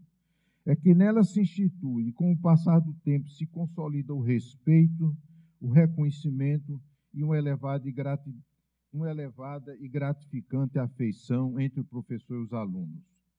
Por isto, nesta solenidade, não posso deixar de saudar e agradecer meus ex-bolsistas e me reportar a este grande treinamento pedagógico que foi e continua sendo PET. Peço ainda um pouco de paciência de vocês para referenciar um legado de vida que me ensejou a universidade. Trata-se da luta pela democratização da universidade, uma luta que não foi apenas minha como professor e gestor, mas de toda uma geração de alunos, de servidores e docentes da UFPE. Lutamos na instituição contra uma legislação engessada que foi plasmada durante o regime militar, contrapondo-nos a uma cultura conservadora e avessa à alternância de poder, alheia às demandas da comunidade acadêmica, que, de fato, era feita às lealdades pessoais, familiares, grupais, corporativistas e de favores. Contra esse estado de coisas, minha geração deu o melhor de si para que houvesse mudança nos regimentos, nas eleições para nomeações de cargos, para representações de classes de magistério, principalmente para os cargos de dirigente máximo, incluindo-se aí reitores e diretores de centros acadêmicos. A UFPE é hoje uma das grandes universidades deste país. Ela tem avançado na consolidação da qualidade de suas ações, da democratização interna de sua governança, de sua liderança e do seu protagonismo nacional e regional no aperfeiçoamento do seu ensino, da sua pesquisa e da extensão. Os sucessivos reitores da UFPE, na gestão dos seus mandatos, respondem hoje pelos compromissos assumidos com a comunidade de professores, servidores e alunos junto aos quais disputaram seus mandatos. É sinal de que, na disputa pelos seus cargos, todos eles disseram a que vinham e quais eram os seus compromissos e prioridades para a instituição. A minha geração não se intimidou com o autoritarismo interno da instituição, nem com a perseguição do regime militar. Antes, através do movimento docente, nacional e unificado, contribuiu decisivamente para a defesa da universidade pública, da gratuidade do ensino, da melhoria do ensino, da pesquisa e da extensão, da democratização interna das universidades, da melhoria dos salários e da consolidação da carreira docente. Tudo isso implicava numa regimentação de forças em nível nacional e local. Essa luta foi e continua sendo fundamental para a sobrevivência das IFES e a manutenção dessas conquistas históricas que estão sendo hoje criminosamente desmontadas por um governo administrativamente incapaz e politicamente fascista. Tenho imensa satisfação de afirmar que aprendi muito com minha participação nas lutas e conquistas do movimento docente através de nossa ADUFEP. Precisamos continuar vigilantes e unidos porque o horizonte do futuro político do nosso país continua turvo, especialmente para as respostas que daremos aos desafios da pós-pandemia e do pós-governo Bolsonaro. Como Martin Luther King afirmou, eu também acalento um sonho. I have a dream. E ele tem tudo a ver com aquela manhã que minha mãe me viu partir para viver um mundo longínquo e diferente do mundo do meu sertão. A escola de Dona Zefinha Araújo foi a cimenteira desse sonho. Esse sonho, repito, agora se redefine, se refaz, se renova, se ressignifica na decisão política do magnífico reitor Alfredo Gomes e do vice-reitor Moacir Cunha de levar o UFPE para o sertão, mais precisamente para a Sertânia, a cidade que me viu partir naquela manhã em busca do aprimoramento educacional. Quando afirmo que meu sonho se ressignifica, é porque os nossos sonhos são vias de mão dupla. Neste caso, a ciência, a tecnologia, o saber e a educação é que chegam a um lugar que um dia foi lugar de partida, a minha partida. Cidadão de Sertânia, professor da universidade, tomei a liberdade de sugerir ao reitor transformar o sertão em lugar de chegada da expansão e da interiorização da UFPE no sertão do Moxotó, Ipanema e Pajeú. Porque aí, ainda hoje, há um vazio de instituições federais de ensino voltada para saberes e tecnologias associadas ao uso e aproveitamento responsável e sustentável das águas da transposição. Sem falar da importância e necessidade da ciência e da tecnologia, da promoção do bem-estar social e econômico dessa região, que é uma das mais pobres do estado de Pernambuco. O reitor Alfredo, que é um sertanejo de Araripe, bem como o vice-reitor Moacir Araújo, acolheram generosa e entusiasticamente a ideia que vem sendo seguida e aprimorada pela PROEX e pelos colegas da UFPE, principalmente a Edivânia Torres e Maria do Carmo Sobral. Sugerimos que a UFPE, nesses tempos difíceis, começasse pela extensão, promovendo o diálogo com a sociedade local, em vez de oferecer apenas prédios e instalações físicas. O pró-reitor de extensão, professor Ussamar Nauá, ficou encarregado de iniciar os primeiros passos e hoje ele deslancha os contatos com a Prefeitura de Sertânia, que também acolheu entusiasticamente a ideia através de suas lideranças políticas, culturais e educacionais. Há 2 meses foi assinado um convênio entre a UFPE e a Prefeitura Municipal de Sertânia, criando o Núcleo de Extensão do Moxotó, Ipanema e Pajeú, o NEMIP. E o atual prefeito, Ângelo Ferreira, é a âncora dessa iniciativa. E para ele eu peço uma salva de palmas.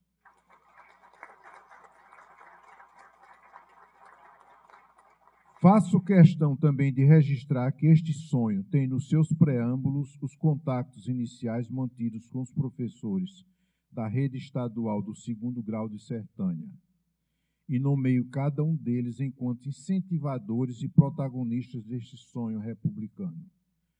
João Henrique Lúcio de Souza, Janilton Vicente Ferreira, Walter Fabiano Feitosa, Edmailson Leandro Joia, Álvaro Góes, que eu sei que está presente aqui, que veio de Ibimirim, e Fabiano Feitosa.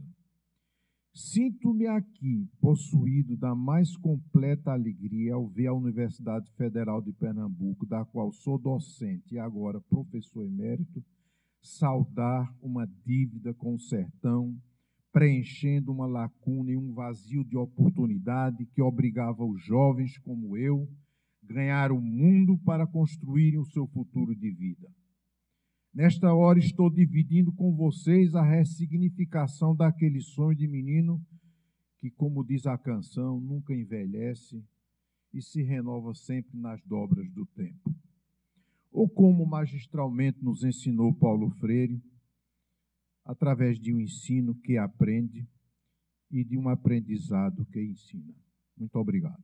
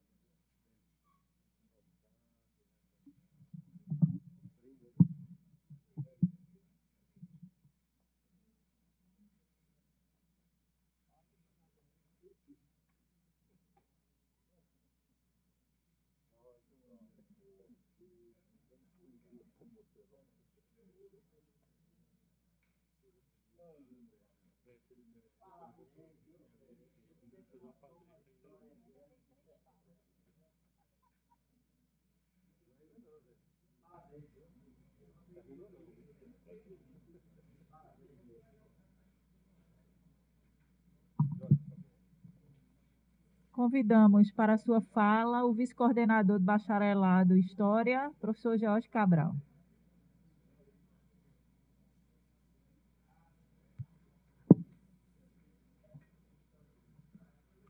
Bom, boa tarde a todos e todas.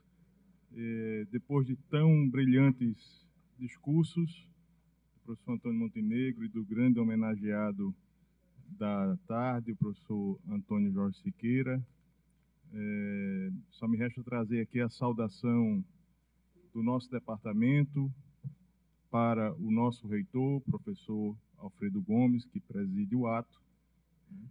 E eu estendo essa saudação também a todos os presentes, na figura do meu querido professor Antônio Paulo Rezende, de quem recebi a primeira aula nessa universidade, já lá vão 26 anos, e dizer da nossa alegria, de ver aqui um grande mestre, o professor Jorge Siqueira, de uma trajetória brilhante, com gerações de alunos formados, de leitores, de admiradores, com quem eu tenho a honra de conviver no Instituto Arqueológico, como confrade, como grande colaborador naquela instituição, onde ainda continua ensinando, continua compartilhando seus conhecimentos, e dividindo com muita generosidade esse grande saber, que ele soube cultivar, e desenvolver ao longo da sua trajetória.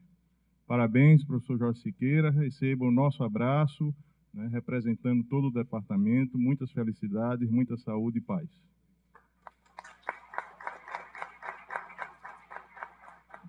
Obrigada. Então, convidamos o prefeito da cidade de Sertânia, Ângelo Ferreira.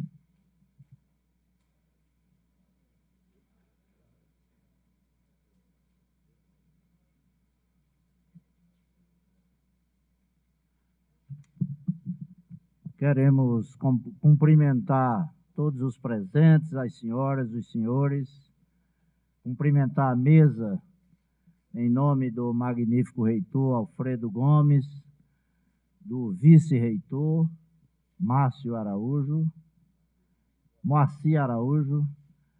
e em nome do nosso professor emérito hoje aqui, nosso conterrâneo, amigo, Antônio Jorge de Siqueira.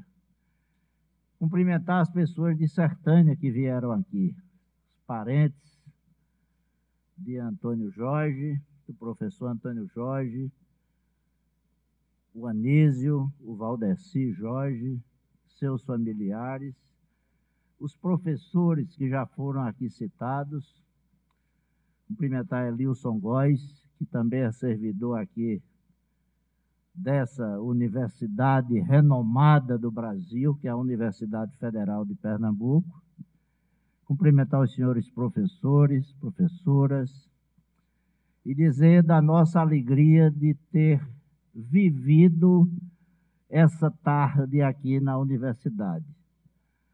A gente tem feito uma aproximação com essa universidade que é extremamente importante para a Sertânia, para o sertão de Pernambuco, a interiorização do conhecimento é a interiorização do desenvolvimento.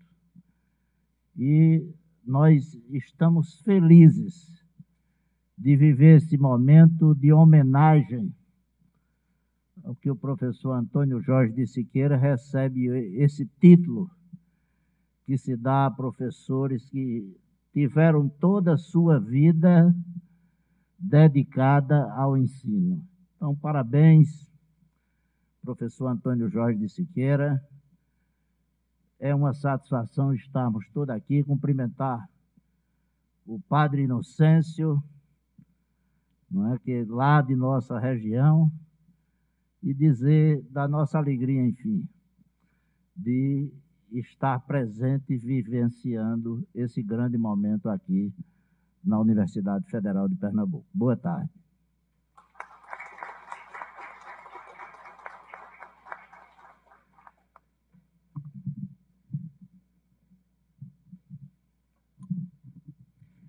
Convidamos a diretora do Centro de Filosofia e Ciências Humanas, professora Conceição Lafayette.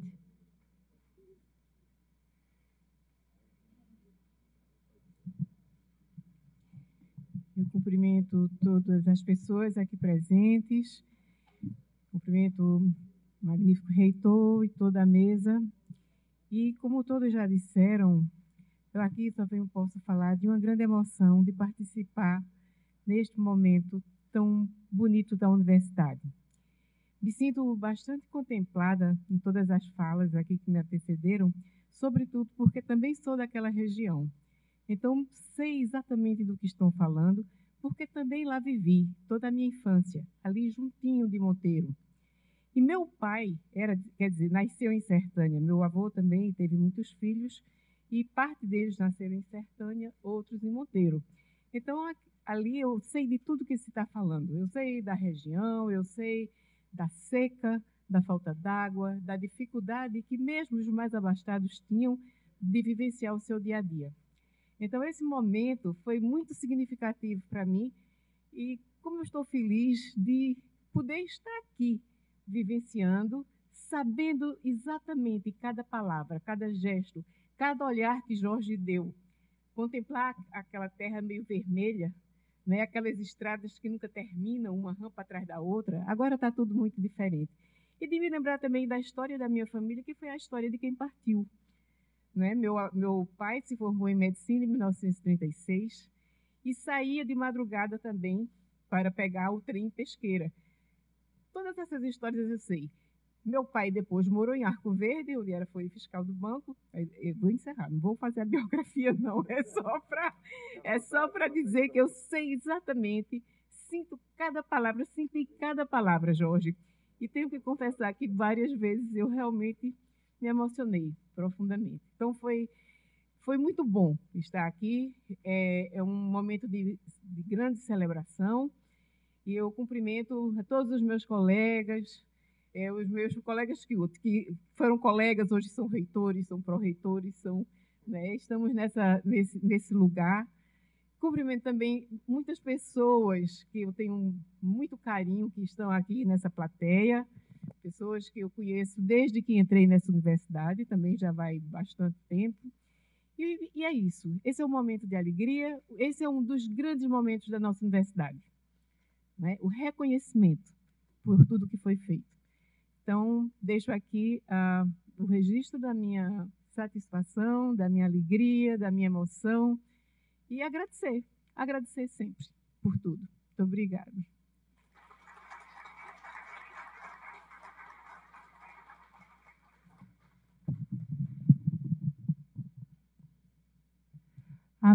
Anunciamos a palavra do excelentíssimo senhor vice-reitor, professor Moacir Araújo. Bom, boa tarde a todas e todos. É, de fato, um momento muito importante, né? Um momento de nós estarmos aqui homenageando o professor Jorge Siqueira. E eu acho que as histórias que foram contadas hoje, né, elas trazem um pouco dessa possibilidade de nós nos encontrarmos em momentos diferentes, né, das nossas vidas. Eu queria saudar o professor Alfredo, nosso reitor, com quem eu tenho um grande prazer de partilhar e de aprender diariamente, né? Querido amigo. Saudar também todos os colegas que estão aqui, o prefeito Ângelo Ferreira, é grande prazer em conhecê-lo, prefeito. Saudar Gilson, né, meu colega, né, de gestão, eu posso dizer, né, de vice-reitoria. Estou lá na sala de Gilson agora, viu, minha gente? Nesse período aí momentâneo. Queria saudar Ana Cabral, Isabel, enfim, né, todos aqui, Paulo, professor Antônio Carlos, sempre grande prazer em revê-lo. E queria dizer que essas histórias, Jorge, professor Jorge, essas histórias nos marcam de fato, né? O professor Antônio ali que eu conheci na casa de uma saudosa amiga, né, que até hoje eu me vejo conversando com ela, Silvia Rodrigues, né, Coimbra, né, ainda me vejo, apesar de falecida, ainda me vejo conversando com Silvia. Encontrei Antônio, né, Tia de Paulo, eu sei. Exatamente, né? Assim, uma querida amiga. E como a vida nos leva nesses caminhos, né? Conceição também. E aí eu vou fazer uma breve menção a como eu conheci o nosso homenageado. Na verdade, eu estava recém-chegado na universidade, já tinha alguns anos, e fui participar de um conselho superior lá, né, como conselheiro, e foi um momento também de muito embate. Como todo momento universitário, né, eu acho que é uma das coisas maravilhosas que nós temos na universidade, essa possibilidade, né, de conversar e de cultivar diferentes pontos de vista. E um professor, naquela ocasião, me chamou a atenção pela sua serenidade, tranquilidade e pela sua forma de ir direto àquilo que era essencial. E eu fiquei me perguntando, quem será esse professor? Não conhecia todos os conselheiros. Imagina, recém-chegado, quem é esse professor que consegue passar essa tranquilidade e, ao mesmo tempo, ser tão assertivo? Era justamente o professor Antônio Jorge Siqueira, viu, Jorge? Esse foi a minha primeira percepção sua, né? Eu estou falando, viu, Jorge, de alguns anos atrás, viu? Uns 20 anos atrás, imaginem só, né? E de lá para cá, nossas histórias se cruzaram, sim, nas eleições, em tudo o que a gente pode imaginar de atividade política, que nós somos seres políticos mais do que nunca.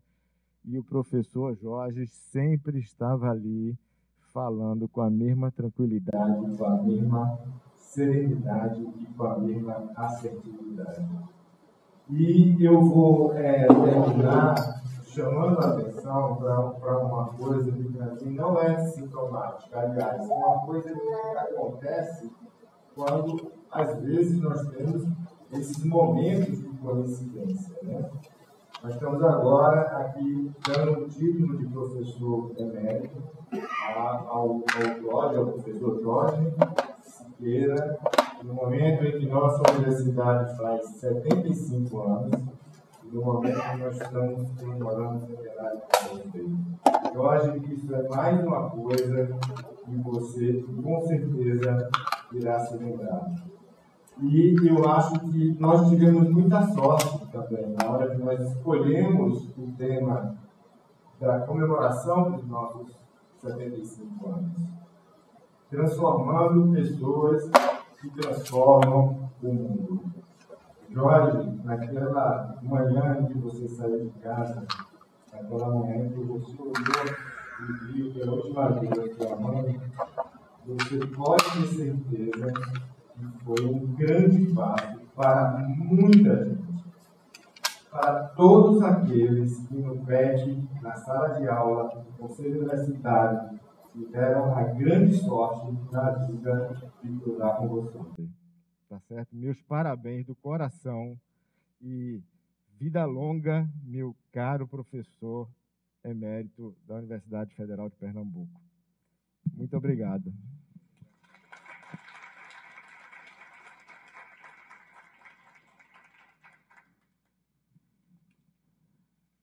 Anunciamos o pronunciamento do magnífico reitor, professor Alfredo Macedo Gomes.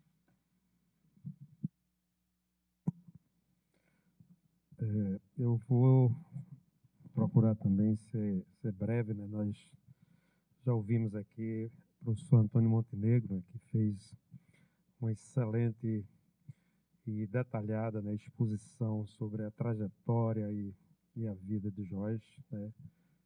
Obrigado, viu, Antônio, pelo panegírico. Também dizer que eu acho que a partir da tua fala e do detalhamento que você fez do Sertão Sem Fronteira, né, eu sou assim um leitor, e Paulo sabe disso, né, dos livros que mexem com a seca, viu? Porque eu fiz uma dissertação sobre a seca, né, e eu estava anotando aqui enquanto você falava, né, que eu acho que Jorge aqui deve conhecer todos, né, desde A Bagaceira, né, de José Américo de Almeida, né, Vidas Secas, de Graciliano Ramos, o 15, de Raquel de Queiroz, Os Sertões, de Euclides da Cunha, né, Grande Sertão Vereda, de Guimarães Rosa, né, E agora também vai estar nessa lista aqui, né, Sertão Sem Fronteira, professor Jorge. Então, assim, é um aprendizado esse processo, né, de exposição, né, de uma vida pelas próprias palavras de Jorge, de autotransformação, de autoconhecimento, mas, ao mesmo tempo, de muito engajamento, né? A solidez do seu discurso aqui, né, demonstra, né, uma compreensão profunda, né, da nossa sociedade, né, tanto do ponto de vista político, do ponto de vista das relações sociais, né, historicamente constituídas e, principalmente, digamos assim, do papel da universidade, né. Tem gente hoje, né, que não consegue fazer uma análise sem separar adequadamente as diferentes dimensões da dura realidade que a gente enfrenta hoje, né? Foi mencionado aqui nas duas falas, especialmente, né, que eu acho que uma das grandes batalhas que nós travamos hoje é em defesa da democracia no Brasil, né? Das instituições democráticas, contra, né, o negacionismo que vem desde do negacionismo de fazer o diálogo e a conversa adequada para fazer a gestão do país, né, ao negacionismo do ponto de vista do conhecimento científico e também, né, das instituições que nós precisamos preservar.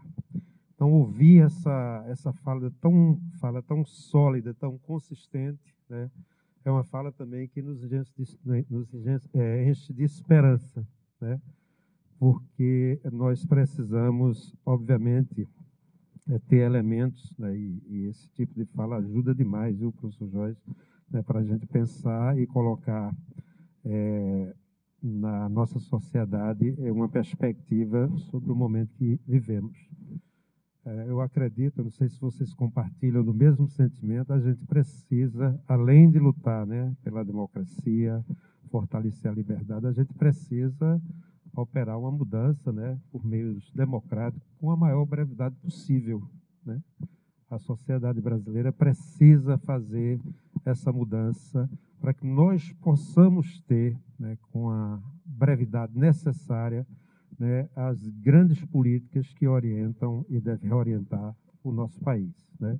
Como foi mencionado aqui, entre elas a política de interiorização, né, de expansão das universidades públicas, de investimento na ciência, que representa também o investimento na juventude, né, e representa o investimento, portanto, no país, além de, obviamente, de políticas que aportem recursos consistentes para que nós possamos vencer, né, a desigualdade, a fome, dentre outros elementos que estão presentes no dia de hoje, né, de outra forma, ressignificado, mas que marcam esse conjunto de livros que nós mencionamos aqui, né? São os temas nacionais que os romancistas, os autores trabalharam e que eles ressurgem hoje de outra forma, né?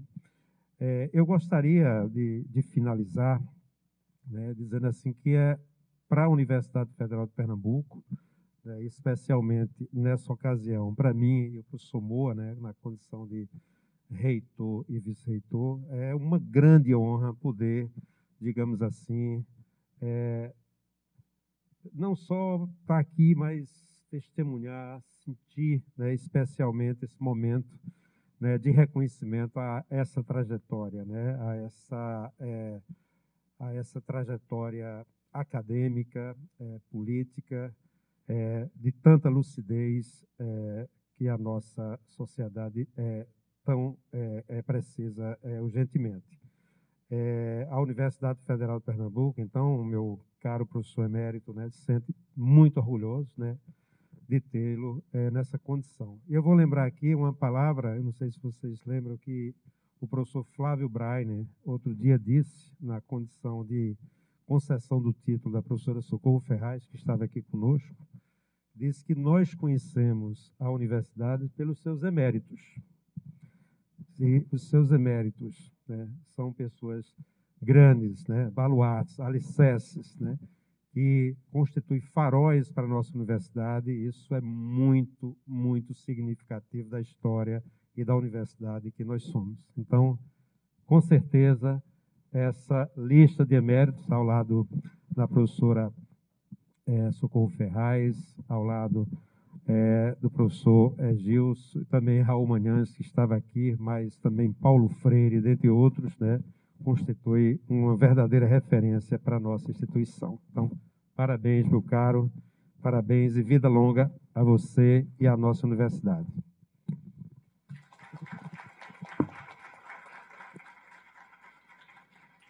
Bem, informamos que os cumprimentos serão apresentados no hall deste auditório. Solicitamos que todos permaneçam sentados para a saída do professor emérito, acompanhado de sua comissão de honra. Por favor.